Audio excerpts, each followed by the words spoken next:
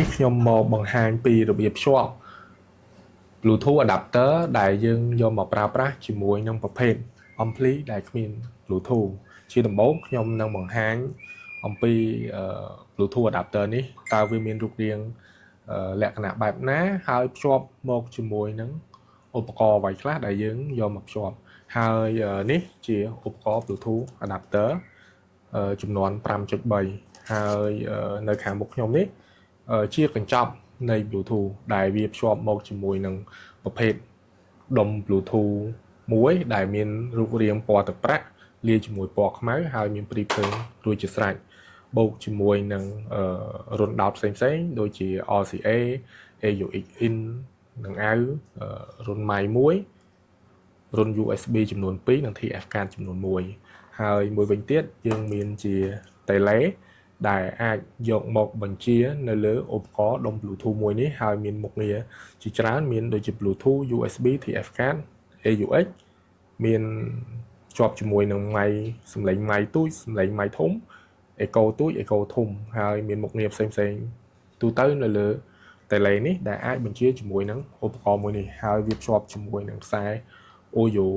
ក្រហមសហៅថា RCA ញីឈ្មោលហើយជាមួយនឹង AUX ញីឈ្មោលអញ្ចឹងយើងមកបង្ហាញពីរបៀបភ្ជាប់ឧបករណ៍នេះជាមួយនឹង ampli មួយនេះទាំងអស់គ្នាអញ្ចឹងជាដំបូងយើងយកខ្សែ RCA យកមកដោតជាមួយនឹងដួយខាងក្រោយក្រហមដោតមកក្រហមសដោតមកសអញ្ចឹងវាអត់មានអីដែលត្រូវពិបាកនោះទេអញ្ចឹងយើងអាចដោតទៅតាមនឹងមកនេះខាងក្រោយយើងអាចដោតបែបនេះបន្ទាប់មកទៀតយើងយកក្បាល Bluetooth នេះយើងយកមកដោតជាមួយភ្លើងដើម្បីវាចេញសេវា Bluetooth បន្ទាប់ពីយើងដោតជាមួយនឹងភ្លើងហើយយើងយកខ្សែក្រហមស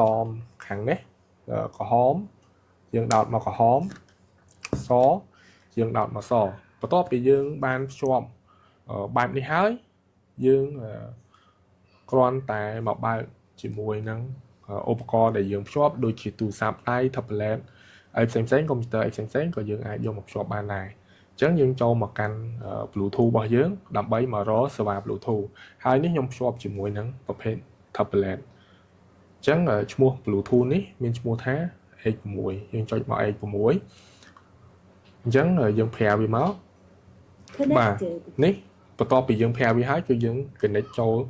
ទៅដុំ Bluetooth នេះហើយវានឹងបញ្ជូនសំឡេងទៅកាន់ធុងបាសនិង ampli មួយនេះតោះមកយើងចាក់ចម្រៀងបាទ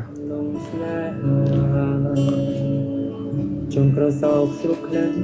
បាទអញ្ចឹងឧបករណ៍ Bluetooth នេះយើងអាចភ្ជាប់ជាមួយនឹងប្រភេទធុងបាសដែលគ្មាន Bluetooth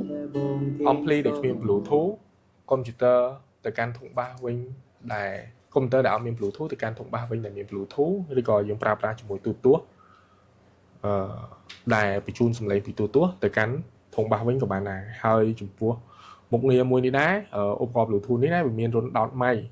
ដែលយើងយកម៉ៃរបស់យើងហ្នឹងមកប្រើជាមួយនឹងប្រភេទម៉ៃមួយនេះអញ្ចឹងសម្រាប់ធុងបាសឬ ampli ណាដែលវាខូច Bluetooth ខូចម៉ៃខ្សោយ Bluetooth អីយើងអាចយក Bluetooth adapter នេះហើយយើងយកមកច្រៀងបានទៀតអញ្ចឹងយើងយកម៉ៃរបស់យើង6លីមួយនេះមកយើងយកមកដោតជាមួយនឹងឧបករណ៍ Bluetooth យើងមកហើយវានឹងបញ្ជូនសំឡេងទៅកាន់ធុងបាសរបស់យើងអញ្ចឹងយើងអាចចាក់ទាំងចម្រៀងហើយវាអាចច្រៀងបានថែមទៀតហើយយើងអាចសេរីជា tele នៅលើនេះដែលយើងអាចជាម៉ៃទូចម៉ៃធំ echo ទូច echo ធំអញ្ចឹងសម្រាប់បងមានតម្រូវការតាក់ទងជាមួយនឹងឧបករណ៍ Bluetooth មួយនេះបងអាចឆាតមកកាន់ page ដើម្បីសាកសួរព័ត៌មានលម្អិតបន្ថែមទៀត